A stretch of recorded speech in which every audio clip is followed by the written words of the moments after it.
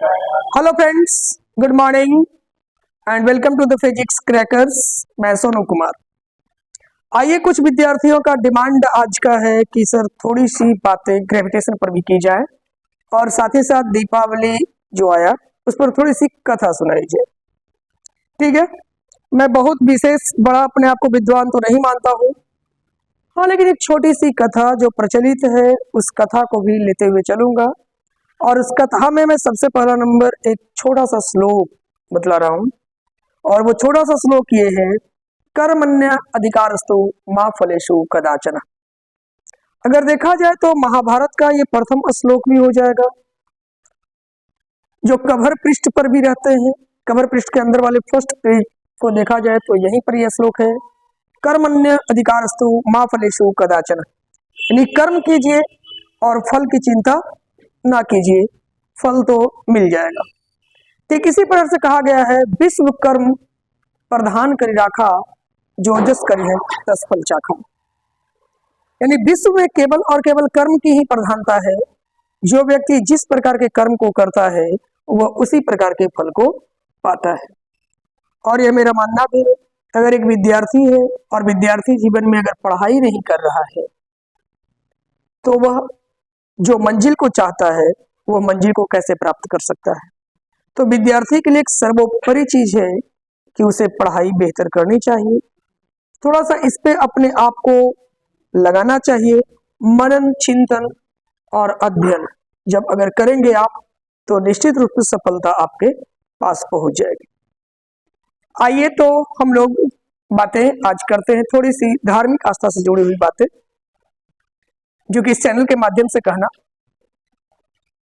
थोड़ा सा विवादास्पद हो सकता है, लेकिन विद्यार्थियों के डिमांड पर ही कुछ विद्यार्थी क्लासरूम में बैठे हुए हैं और एज यूजुअल कह सकते हैं कि लाइव सेशंस के दौरान उन्होंने कहा कि थोड़ा सा सर दीपावली वगैरह पर कुछ कहानियां कहिए और कुछ कथा कहकर सुनाइए। ठीक है, तो मेरा जहां तक मानना है कि मैं महाभारत के प्रथम श्लोक से शुरुआत कर सकता हूं, और प्रथम श्लोक जो है, कर्मण्य अधिकारस्तु मा फलेषु कदाचन। कर्म करो, फल की चिंता ना करो। यदि आप फल की चिंता करते हैं तो आप कर्म नहीं कर सकते हैं। आपको केवल और केवल एक अधिकार है, कर्म करने का। यानी आप अपने कार्य के प्रति निष्ठावान रहें, कर्तव्यनिष्ठ रहें, आप काम करते जाएं, फल आपको प्राप्त हो जाएगा। अब जो बातें आती है कि अगर देखा जाए तो महाभारत के बाद रामायण में भी कहीं ना कहीं तुलसीदास ने कहा है, कर्म प्रधान विश्व करी राखा, जो जस करिए तस फल चाखा। यानी जो इंसान जैसा कर्म करता है उसका फल उसको उसी के अनुरूप मिलता है। अगर आप विदुर नीति के अकॉर्डिंग बात करते हैं तो विदुर नीति में भी आपको कहा गया है एक छोटा सा और सामान्य सा कथन, और वह कथन ये है कुछ,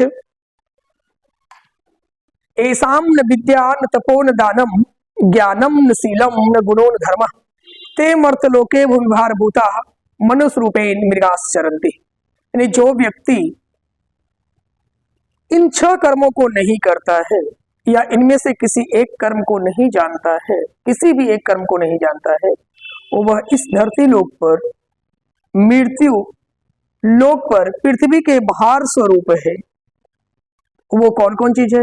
ऐसाम न विद्या न तपो न दानम, जिसके पास न विद्या है, न तप करता है, न दान करता है। ऐसाम न विद्या न तपो न दानम ज्ञानम न शीलम, जिसके पास ज्ञान है, न शील है, और ना ही गुण है, और ना ही धर्म है, वह व्यक्ति इस धरती लोक पर मनुष्य के रूप में पशुओं जैसा जीवन व्यतीत करता हुआ पृथ्वी का भार स्वरूप है। अर्थात मनुष्य को इसके अकॉर्डिंग अपने कर्म को, कार्य को करना चाहिए। अब आइए बातें हम लोग थोड़ी सी करें, दीपावली के शुभ अवसर पर बातें की जा रही थी। एक्चुअली मेरे समझ से दीपावली का एक सिंपल सा अर्थ होता है दीप का माला।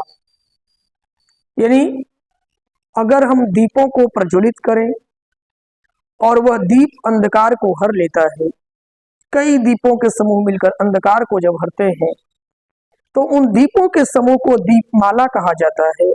और यह जो उत्सव मनाया जाता है हम लोगों के द्वारा, हम भारतीयों के द्वारा, उसी को हम दीपावली कहते हैं। हम अपने समझ से दीपावली की परिभाषा यही देना चाहेंगे। आखिर ऐसा क्यों मनाया गया? कार्तिक मास की अमावस्या तिथि, जो पूर्ण रूपेण काली तिथि होती है, इस काली तिथि में अंधकार को हरने का एक सीधा सा स्रोत था दीपक। और कार्तिक मास की जो अमावस्या तिथि होती है, यह अन्य महीनों की अमावस्या तिथि की काली रात से कहीं ज्यादा काली होती है। इसके फलस्वरूप अंधकार को हरना, और इस समय बहुत ज्यादा कीट पतंग हमारे फसलों को बर्बाद करते हैं। और जब फसल की कटाई होने लगती है तो ये कीट पतंग हमारे घरों की ओर आते हैं। तो वो घरों की ओर आते हैं, जिससे हमारे घर परिवार के लोगों को थोड़ी सी परेशानियां होती है। उन परेशानियों से बचने के लिए हमारी पुरानी सभ्यता और संस्कृति ने घी का दिया जलाया। वो घी में एक ताकत होती है कि वो कीट पतंग को अपनी रोशनी में अपनी ओर खींचता है, और उसके गंध से वो कीट पतंग क्या हो जाते हैं? मर जाते हैं। तो इससे फसलों को भी बर्बादी से थोड़ा बचाया जाता है और घर परिवार को सुरक्षित किया जाता है। ये एक साइंटिफिक रीजन रहा था, जिसके परिणाम स्वरूप दीपावली की शुरुआत हुई। पौराणिक कथा के अनुसार ऐसी कही जाती है कि भगवान श्री रामचंद्र को दशरथ के द्वारा, अर्थात उनके पिता के द्वारा, उनकी मां कौशल्या के वरदान स्वरूप में जो 2 वरदान देने का वादा किया गया था, उस 2 वरदान के स्वरूप, 2 वचनों के स्वरूप में एक स्वरूप मिला था कि श्री रामचंद्र को 14 वर्षों का वनवास और भरत को अयोध्या का राज्य दिया जाए। तो श्री रामचंद्र जब वनवास गए तो उनके साथ उनके छोटे भाई लक्ष्मण और माता सीता भी उनके साथ जंगल की ओर प्रस्थान किए थे। जंगल में कुछ और भी कांड होते हैं। बहुत सारे राक्षसों को श्री रामचंद्र के द्वारा उद्धार किया जाता है, उनका कल्याण किया जाता है या उनका नाश किया जाता है। अगर एक छोटी मोटी भाषा में कहे तो मैं कहूंगा कि उनका उद्धार किया जाता है। तो रावण के द्वारा मां सीता को हरण कर लिया जाता है। इस दौरान रावण और राम के बीच एक युद्ध की शुरुआत होती है, और इस युद्ध में श्री रामचंद्र विजय प्राप्त करते हैं। वो आश्विन मास के शुक्ल पक्ष के विजयदशमी तिथि को प्राप्त होता है, और उस तिथि के बाद श्री रामचंद्र लंकापति रावण के छोटे भाई अर्थात विभीषण को वहां के लिए राज तिलक लगाते हैं और पुनः अपने नगर अर्थात अयोध्या को सीता मैया के साथ वापस आते हैं। जब वापस आते हैं तो अयोध्या के नगरवासी प्रभु रामचंद्र के स्वागत में घी का दीपक जलाती है, और यह तिथि संयोगवश कार्तिक मास की अमावस्या तिथि होती है। तब से दीपोत्सव का पर्व मनाया जाने लगा, और यह दीपोत्सव का पर्व, प्रकाश पर्व, दीपावली या दिवाली के नाम से जानी जाती है। तो यहाँ इस प्रकार से हम लोग व्रत का एक शुरुआत करते हैं। हकीकत तो ये है कि अगर व्रत को देखा जाए तो सही रूप से इसका सही मीनिंग निकलता है अंधकार को हरना। और अंधकार क्या है? हमारे अंदर मोह माया, तृष्णा, लोभ, ये एक प्रकार का क्या होता है?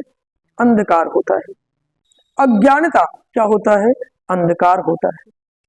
इन अंधकारों को हरने के लिए ही दीपावली का पर्व मनाया गया, ताकि हम इन मोह माया में और इन तृष्णाओं में ना फंसे। अगर वास्तविक में हम अपने अंदर की इन तृष्णाओं को, अपने अज्ञानता रूपी अंधकार को हर लेते हैं, तो दीपावली का एक सही मीनिंग हमें मिल जाता है। यदि हम इस अंधकार को अपने अंदर बसाए रखते हैं और दिखावे के रूप में दीपक जलाते हैं, तो सही मायने में हमने दीपावली का त्योहार नहीं मनाया। आज एक ट्रेडिशन भी चल चुकी है, पटाखे फोड़ना।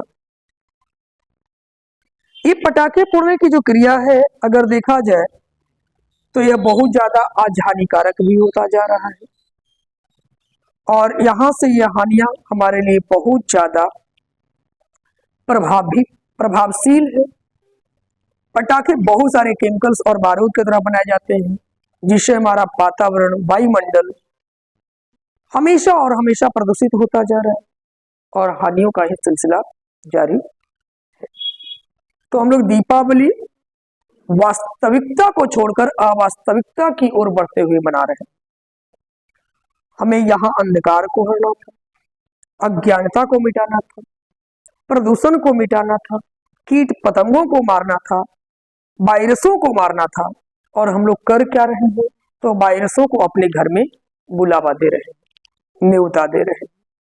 तो हकीकत तो यही है, दीपावली को अब एक नाम जो दिवाली दिया गया, मैं इसका सीधा सा मीनिंग समझता हूं।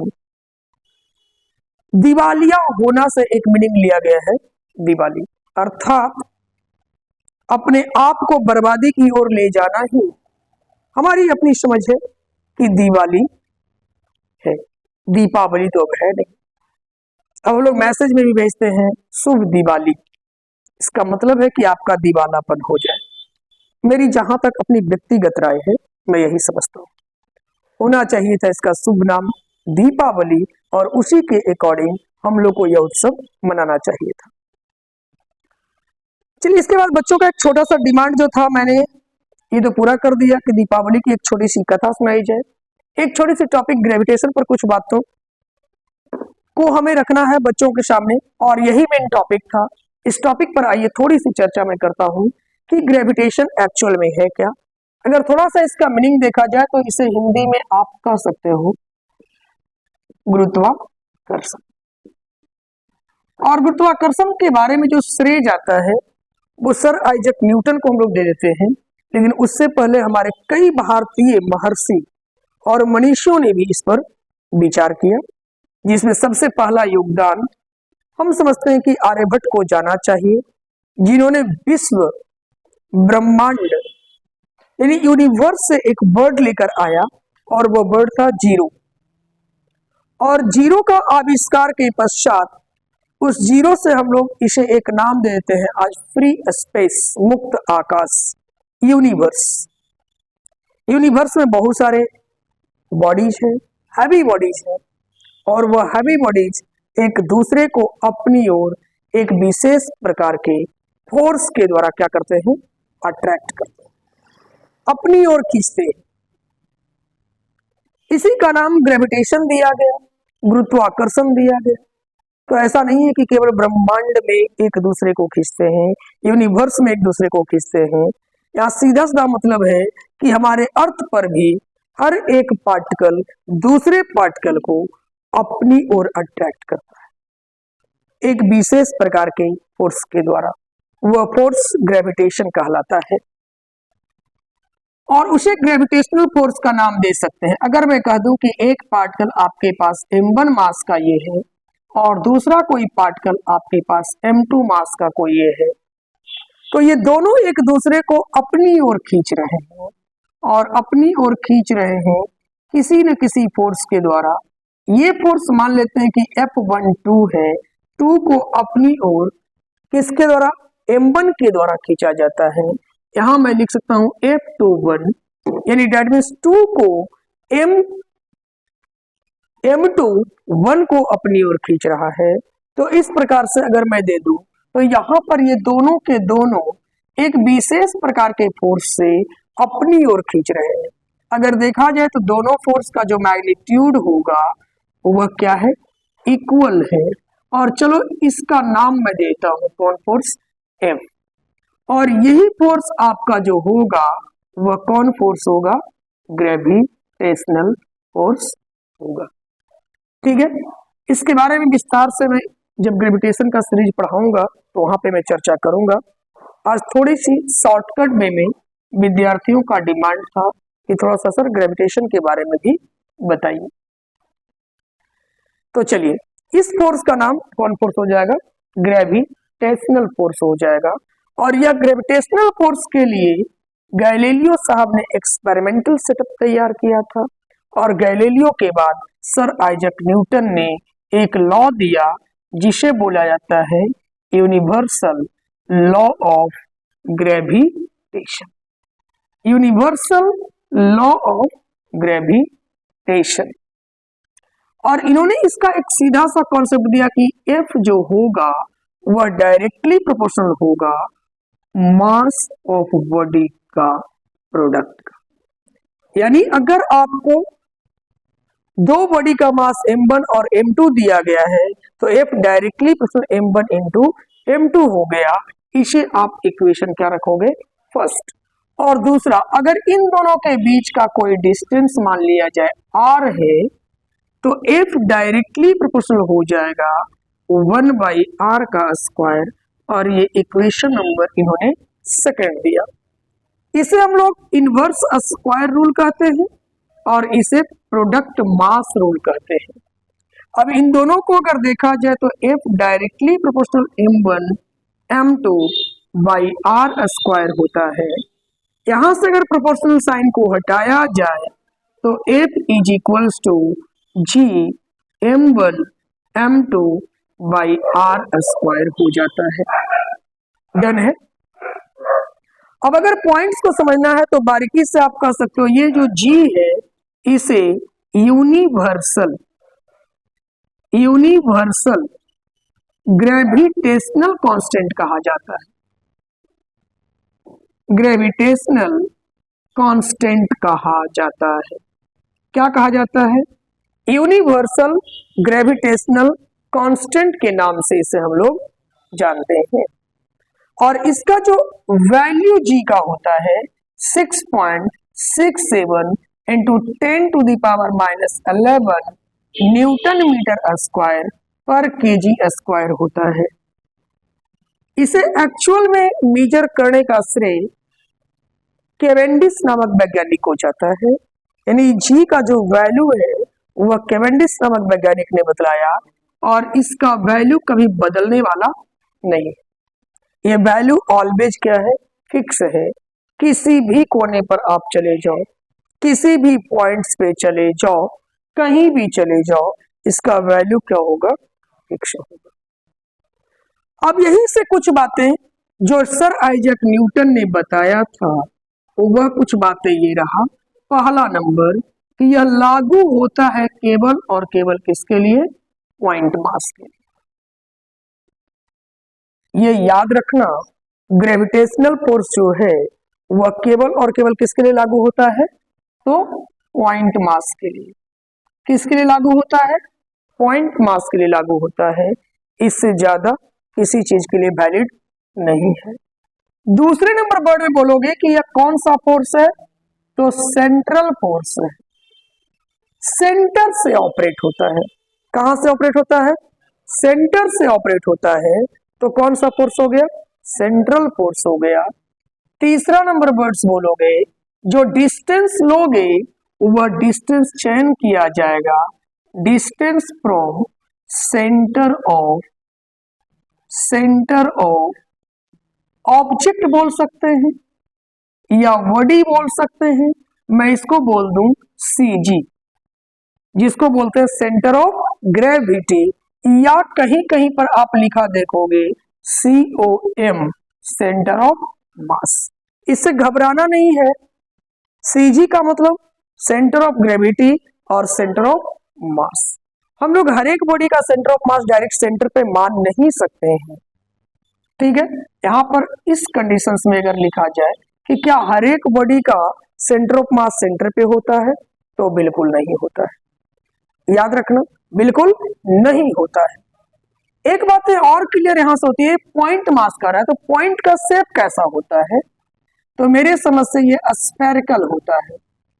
तो आप ये कह सकते हो कि स्फेरिकल बॉडी या पार्टिकल के लिए ही वैलिड है। किसके लिए वैलिड है? स्फेरिकल बॉडी या स्फेरिकल पार्टिकल के लिए ही वैलिड होता है और किसी के लिए वैलिड नहीं होता है। पॉइंट नंबर अगर आगे देखते हैं तो आप अगर इसका इवैल्यूएशन निकालते हो, एस्टिमेटेड वैल्यू निकालते हो, तो वो सेलेस्टियल बॉडीज पर होता है। एस्टिमेटेड वैल्यू ऑफ फोर्स जो निकल कर आता है या ऑलवेज किसके लिए होता है? तो लार्ज या सेलेस्टियल बॉडीज कह सकते हो, हेवनली बॉडी कह सकते हो, हैवी बॉडी कह सकते हो, हैवी बॉडी पर यह लागू होता है।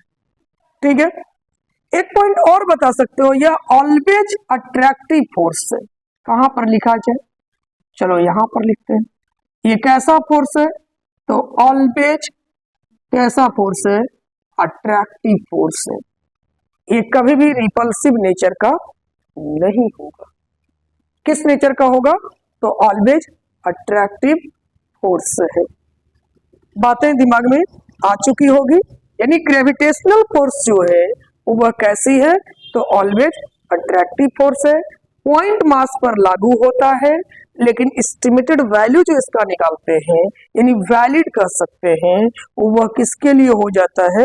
तो लार्ज या हैवी बॉडी के लिए हो जाता है। डन है।